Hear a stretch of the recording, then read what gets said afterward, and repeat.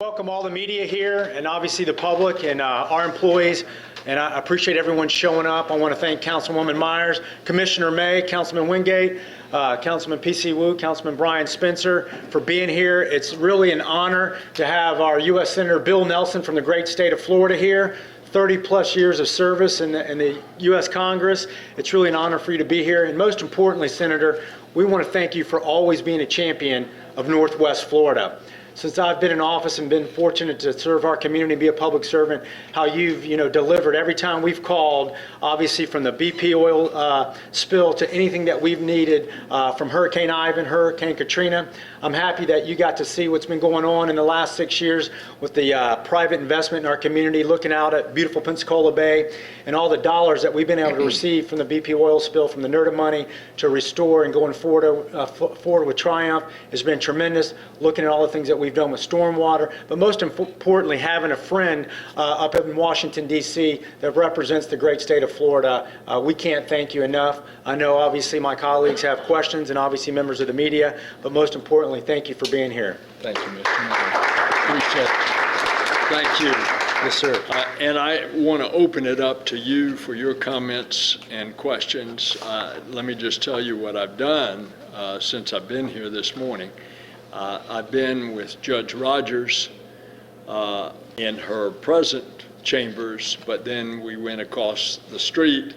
And if you notice me wipe my nose from time to time, it's because we went in the old courthouse and fortunately, last April in the Senate, we got the $30 million needed for it reprogrammed. The House has just recently done the same, and now they've come up with some other kind of jurisdictional logjam of not being able to get in and actually do the rehab work for another year. And as I said to the press over there as we went through the building, with our mask on, by the way, I said, that's just pure balderdash. We will get that administrative hiccup taken care of. Technically, I think what it is that the property doesn't revert to the city of Pensacola until July of next year, but we've got federal courts and marshals and judges that are scattered all over Pensacola. We don't have enough courtrooms, and we've got to get this thing going. The mayor took me up on his balcony, and we looked out. First of all, I looked out at all of what I remember years ago that we were starting as Maritime Park.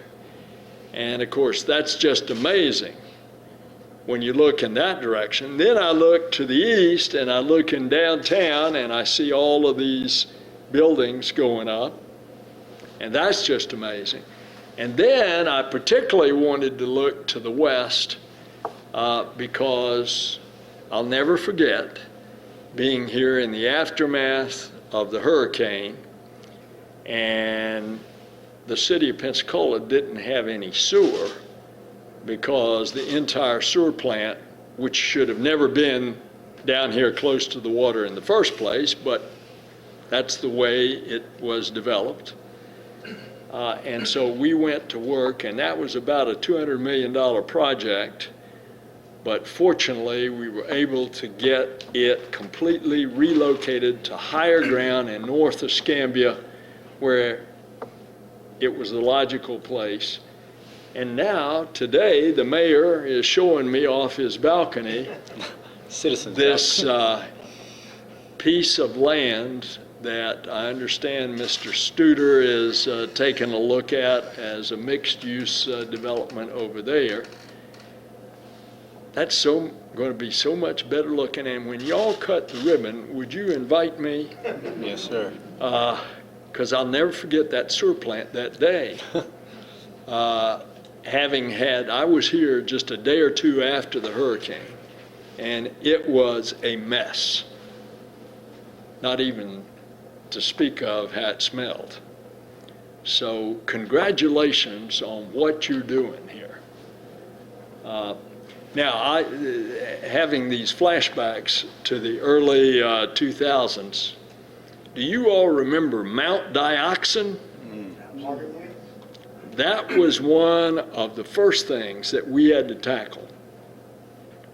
And all I could think about was, if a hurricane with substantial winds came in and started blowing all that stuff that was piled up all over the city, that would have been a mess. You remember there was a neighborhood that was vacated right next door to it. You could imagine the mess that we would have had had it gotten blown all over the city. Fortunately, we had to have a few friendly prayer sessions with the EPA, but we got that one done too. And I haven't been out there to see it in the last 2 or 3 years, so I'll look forward to that. Now, one other thing, and I didn't get a chance to ask you this. At one point, your airport manager had talked to me about bringing in a cargo operation or some other kind of commercial operation where you needed a big warehouse at the airport. Has that been completed? Well, we're expanding the tarmac right now for UPS, which was a big win for the city and the county. So that's underway. And then you might be speaking of Vision Technologies Mobile Aerospace, which is a big maintenance and repair operator. It was in Mobile. With Singapore. And the city and the county, Commissioner May and his colleagues, we've worked and teamed up with the council to bring that company over here, and hopefully we're going to be breaking ground here at mid-September. So it's a big win for the city and the county, and it's been a team effort all the way down from D.C. all the way to the state to the local level. So that is going to happen, and as I said, it's been a big team effort. Well, congratulations on getting them. All right, let me open it up to you all, your comments and questions. Yes, sir. PC. Senator Nelson, I left a search committee meeting at UWF, and I wanted to speak first because I wanted to make some remarks, and I'm going to get my car and go back because we're going to meet till 7 tonight. Certainly. But I wanted to say with the press here, the reason it was important for me to come there is not no greater friend of Northwest Florida than you have been. When you mentioned, as the mayor said so aptly, brownfields, what you helped us do there, Mount Dioxin. You were here after the hurricane. You were here after Ivan. You were here with the oil spill. I don't know if the public realize how many times you've been in Pensacola, and every time you're here to provide us help and assistance. And I thought it was important to come and tell you thank you very much. Well, bless your heart, PC. Thank you. And not only that is for those of us that go to Washington, the mayor and I and others, your office has always been open. I just wanted to tell you that Pensacola is a better place because of what you have contributed to us. Well, thank you. So with that, if you permit me, I'll drive back.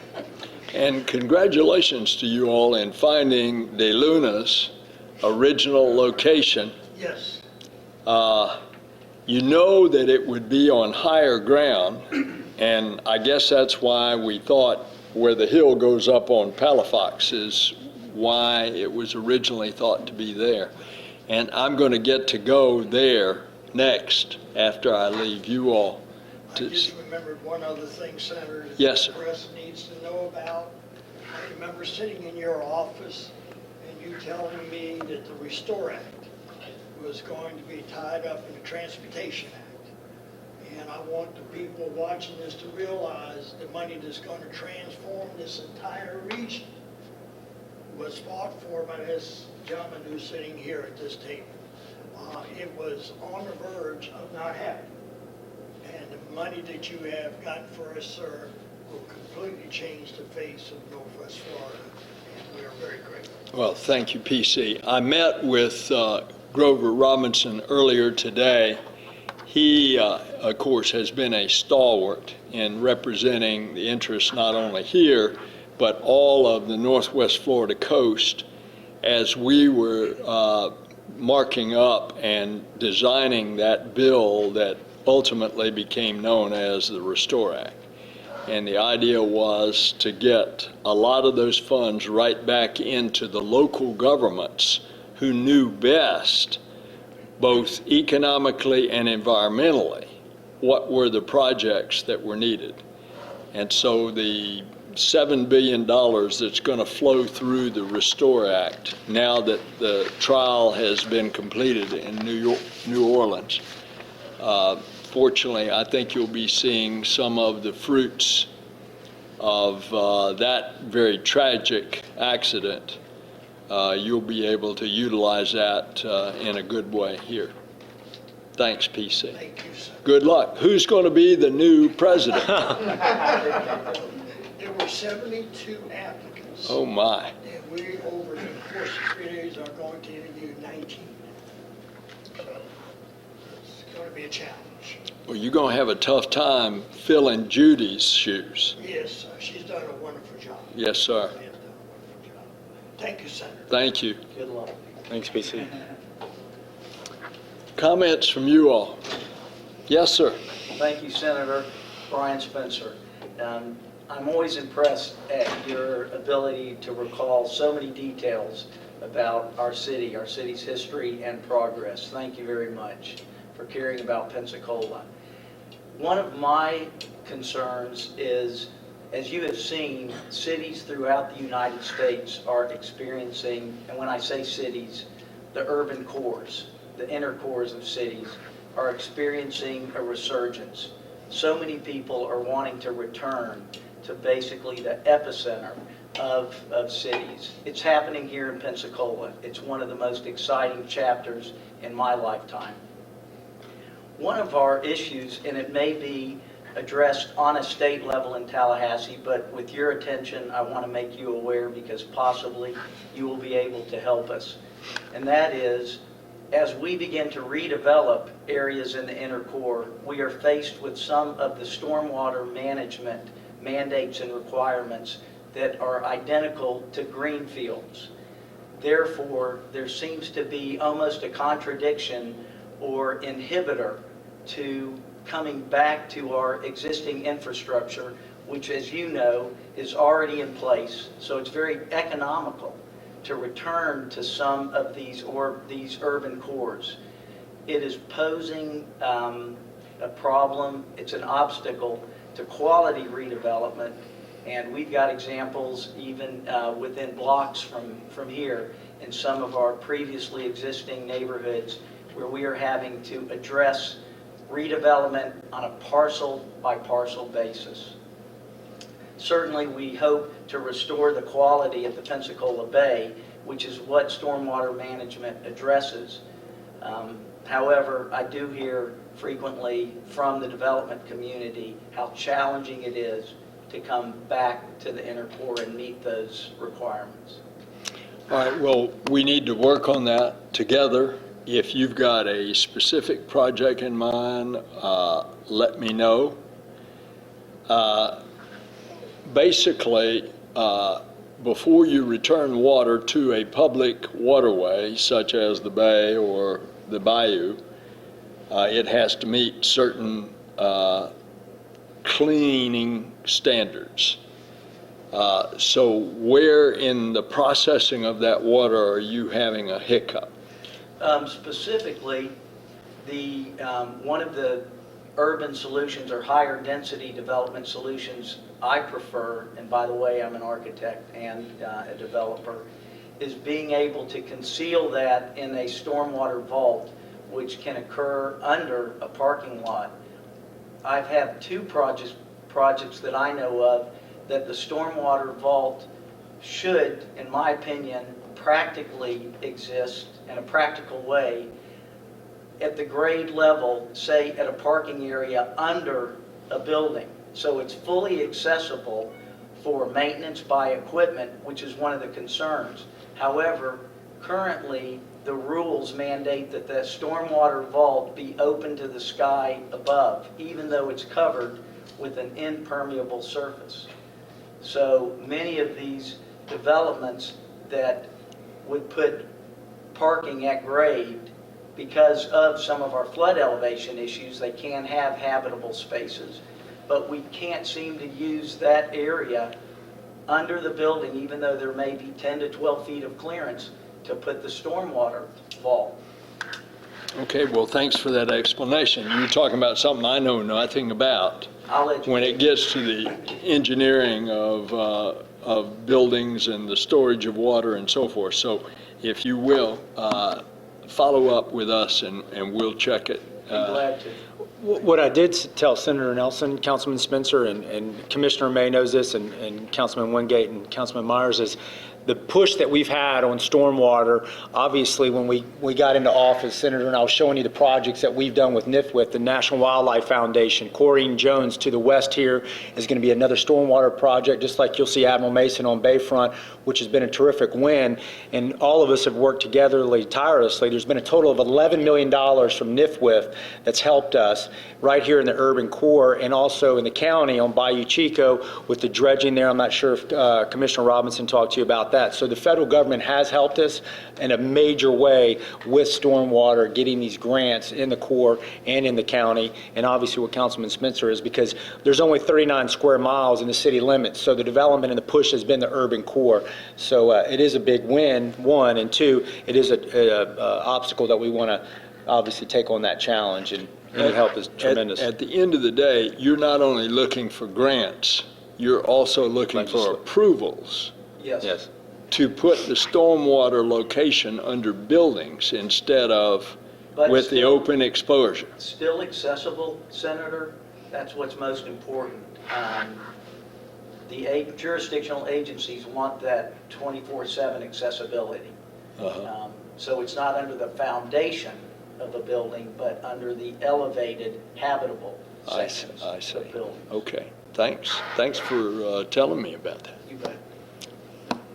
Commissioners?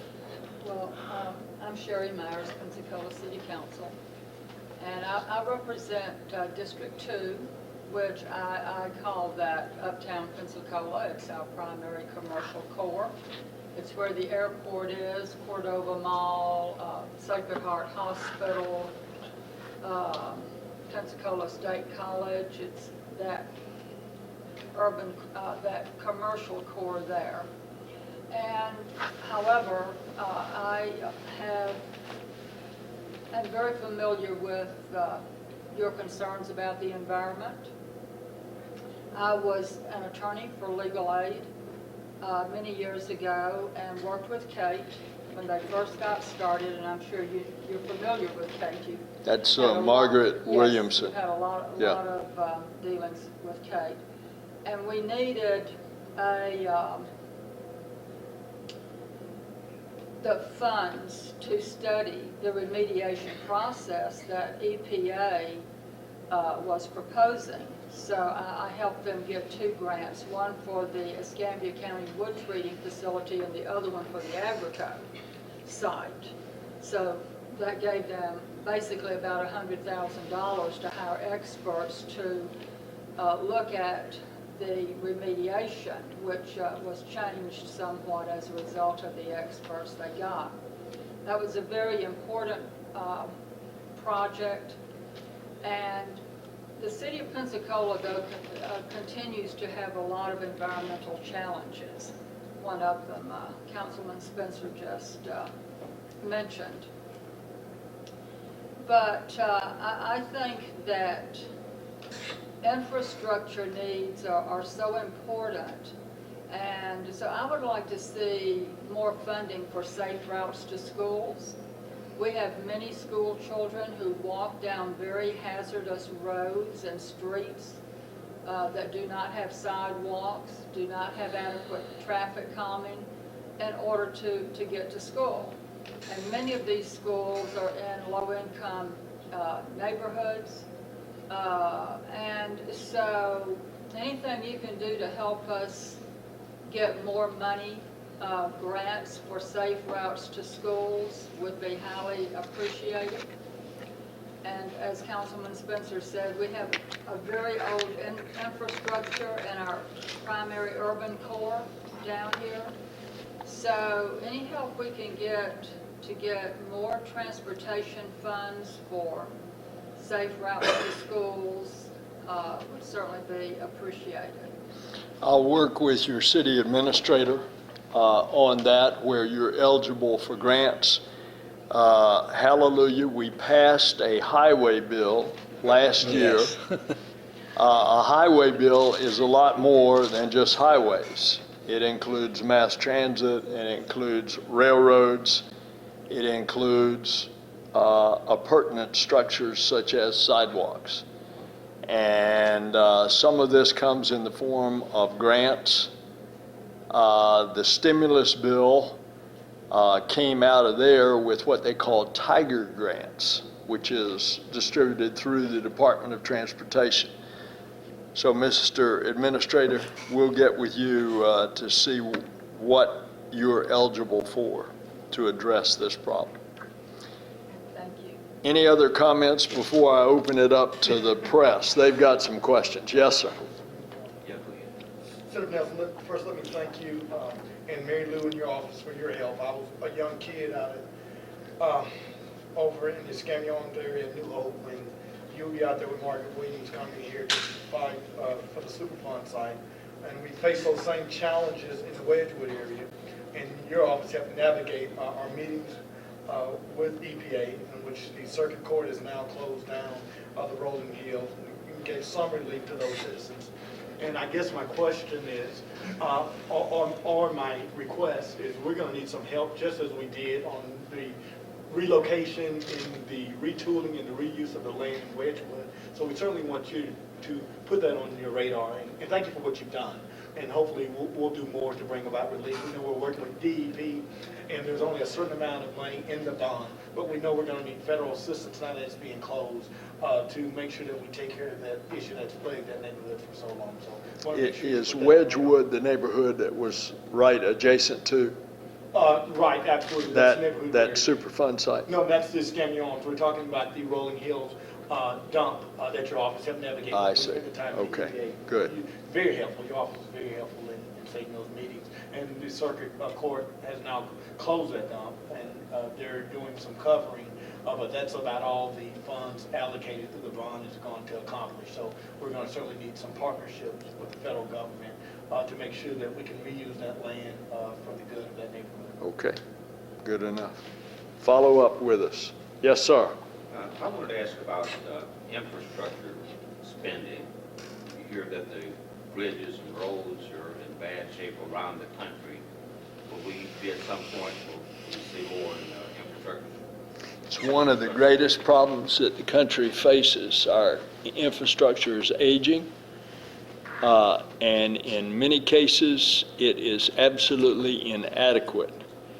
There are something like 15 bridges in just the state of Florida that are in bad need of repair. And from the federal standpoint, and by the way, most of the dollars that flow through the Florida Department of Transportation are federal dollars, but that means you've got to get the revenue. And the revenue has been limited because the gas tax was set at so many cents 30 years ago, and it was not adjusted for inflation. And as you can see, it doesn't produce the revenue that is needed. Even in the stimulus bill, which was designed to get us out of the economic hole of the Great Recession, we tried to get a lot more money into infrastructure. So you have put, and we're not successful, we got some, but not what we needed. So you have put your finger on one of the great needs. The question is, how are we going to fund it? And with the Congress being so divided on so many issues, the one thing that is bringing folks together is the desperate need of infrastructure rehabbing and new infrastructure. And so I think in the new Congress next year, that's going to be one of the main things that we're going to have to do. A lot of that comes around how are you going to provide the tax revenue in order to get it. And that's still the $64,000 question. But I know that in the Finance Committee, and I'm a member of that committee, we're going to make a real effort to see if we can get the two parties together who generally are at opposite poles on these issues to see if we can get them together on at least an income tax code reform for corporate business taxes. We'll see if we're successful. I hope we are. I have one more question. In my travels to Fort Lauderdale, I went through Atlanta and then the Fort Lauderdale airport, and I didn't see any soldiers at all. And normally in travel, you see people going back and forth to home. What's happening with our military? Well, we've got the greatest military on the planet. You probably didn't see them in Fort Lauderdale because that airport is not a hub airport like Atlanta is. And that's where a lot of the flights commercial flights that our members of the armed services in uniform would be changing planes in Atlanta. That's probably the reason. All right, I've got to watch my time here because I want to go see this De Luna site. Let me open it up to the members of the press here. Yes, sir. Senator Nelson, Rick Allen, Independent News. Yes, sir. Could you give us a little more detail on the possible delay of the courthouse for a year, what it is, and when did you find out about it? I found out about it this morning at 5:30 as I was reading my briefing paper as I was on Silver Airways coming to Pensacola to meet with Judge Rogers. And what it apparently is, I mean, it's kind of a stupid thing. The chairman of the Appropriations Committee, who is from the chairman of the Appropriations Subcommittee, is from Florida. He's a good friend. As a matter of fact, he and his wife were in my wedding a long time ago. This is Andrew Crenshaw, and he has the ability to waive this requirement. We don't have this requirement in the Senate appropriations bill, and we've got to get this done before the final appropriations bill is passed. Hopefully that's by October the 1st, because that's the new fiscal year for the entire federal government. And so apparently there is a member of his staff, according to Judge Rogers this morning, that is saying, well, you can't start the rehabbing until the actual title is in the governmental entity instead of it being in the developer's title. Well, all you need to do is to get reasonable heads together and figure out that you don't want to wait another 11 months, even though you can be doing your designs and all of that now. You want to go on and get going. So whatever that little technicality is, I suggested to the judge that I would have, if it takes a prayer session, with that particular staff member of the House. That's not the Senate. But I'll go through Andrew Crenshaw, Congressman Crenshaw. Thank you, Senator. Yes, sir. Senator, apart from the courthouse, what do you see as our federal priorities here? Well, when you look at the view from my standpoint,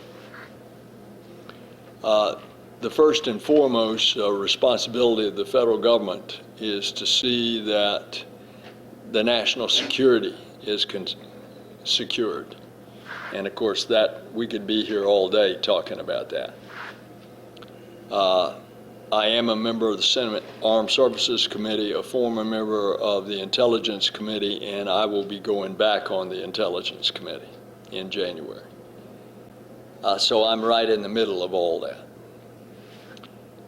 The other major responsibility of the federal government is to see that the economy is in robust health. And generally, we're seeing that we came out of a vast abyss back in 2008 when we were in a downward economic spiral after Bear Stearns had gone down and then Lehman Brothers. And you know how that rippled throughout the economy, where almost overnight we lost 9 million jobs. Those 9 million have been gained back, but there are a lot of folks in the lower economic echelons that are not feeling the results of the recovery. And that has to be addressed as well. So I'll do it with a grand sweep since you asked me about planet Earth. Those are the two great responsibilities of the federal government. Yes, sir. Senator Tony McCram, it's a Pensacola Voice newspaper, and the paper is expanding down the Northwest Florida Panhandle, covering the story of how the minority community can take advantage of the BPR spill funds going through Tallahassee to the Triumph Gulf Coast nonprofit. And we'd like to ask for your help and assistance in innovative approaches to community transformation through job creation, job training, business development, economic development, and of course, innovative mixed-use development. We have all these questions as we go down the Panhandle. Pensacola being Escambia County being the largest area county in that 8-county target area for Triumph Gulf Coast Funds. The Triumph Gulf Coast Funds have served as an impetus to get folks talking to one another. Forget about county line boundaries, but how we can work regionally. So we've been working now with Florida's Great Gulf Coast, that entity, the Haas Center at University of West Florida. But it would be great to have input from your office and the federal government to give us that additional leverage of those dollars coming out of Triumph Gulf Coast. As right now, we are seeing some interest by private investment groups for what we're doing. Right. What role do you feel your office could play, as the federal government could play in leveraging other federal funds against these Triumph Gulf Coast dollars for the minority community to have some real impact coming out of these funds? We're happy to help you there. If I take you back in the aftermath of the BP oil spill, and it was clear that the Clean Water Act had been violated, and it is in the law ever since the Exxon Valdez spill up in Alaska 3 decades ago.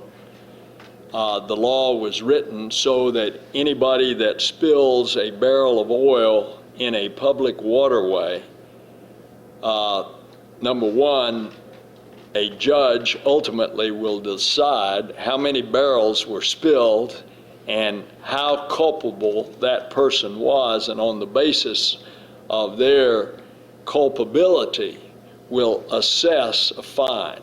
And that's the 5-year trial that's been going on that just recently has been concluded with a settlement by Federal Judge Barbier in New Orleans. I am one of the authors of the act called the Restore Act that said once the judge made the decision how that money was going to be allocated. Now this is the fine money. Now there are other pots of money for that fine.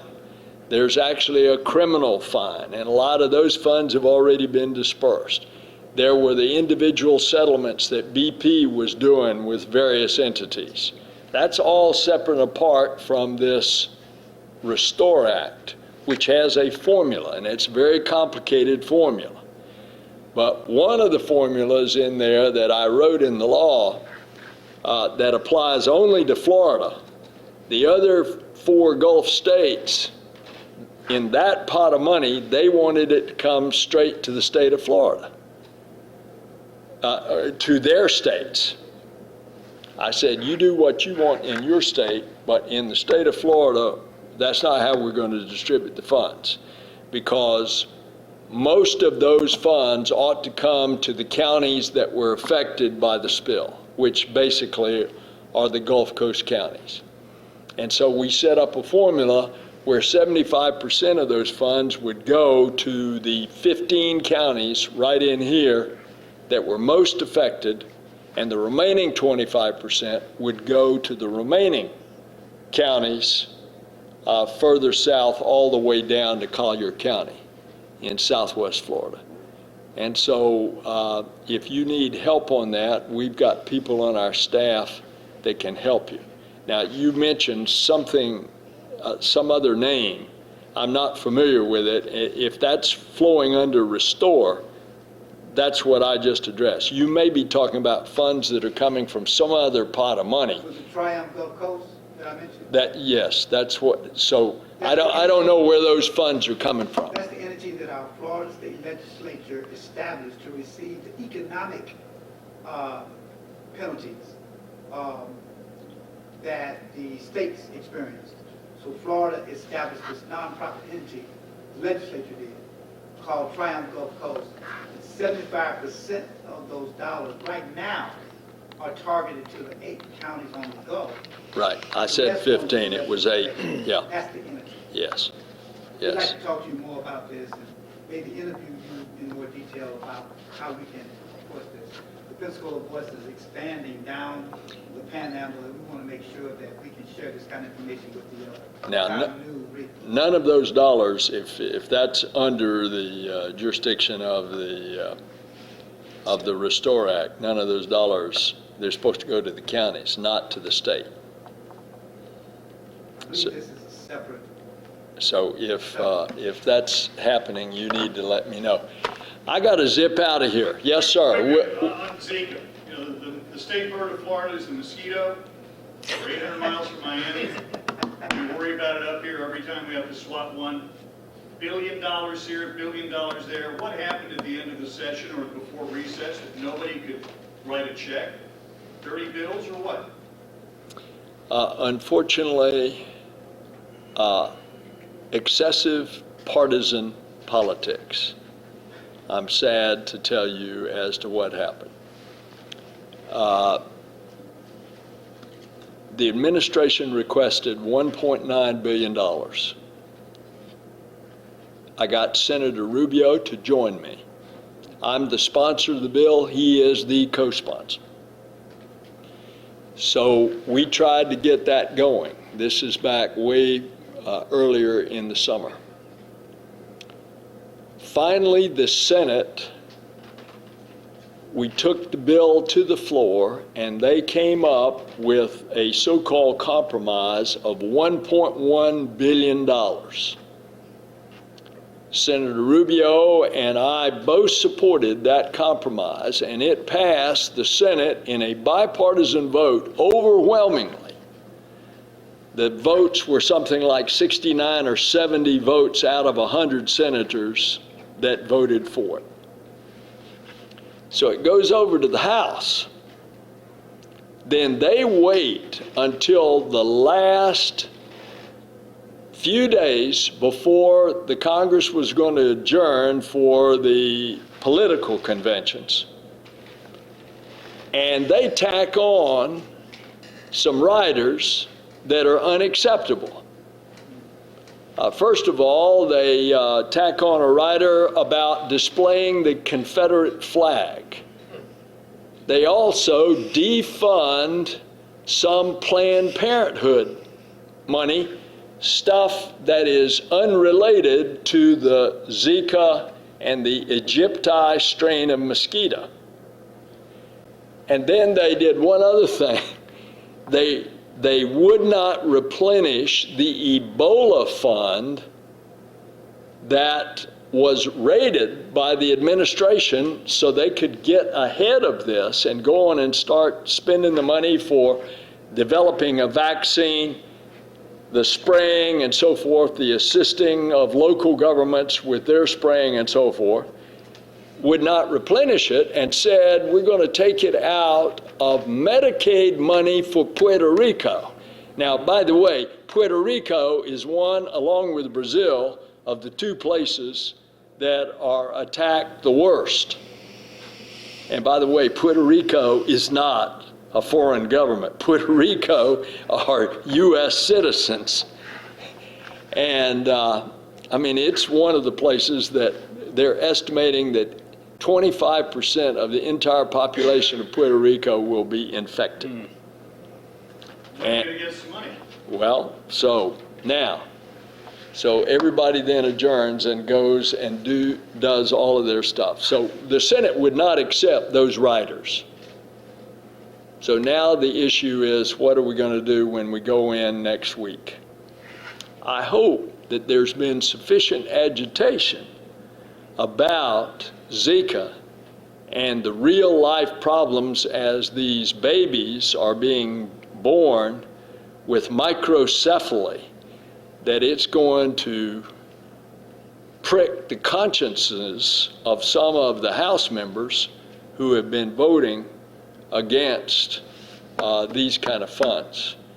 That we are right, by the way, at the point of going to the first FDA trials on a vaccine, but that doesn't happen overnight. You got to go through the first trials, then you go to the second trials, so that's at least another 1.5 years away of having a vaccine if everything works. But you got to do the trials to make sure it's safe, that the vaccine is safe for humans. I got to go if I'm going to see You gotta DeLuna's see that. colony, so thank you all so much. Appreciate this. It's great that you all would take your time to come out, including everybody there. Thanks a lot. Thanks, Thanks Mr. a Mayor. lot. Really Appreciate it. Thank you.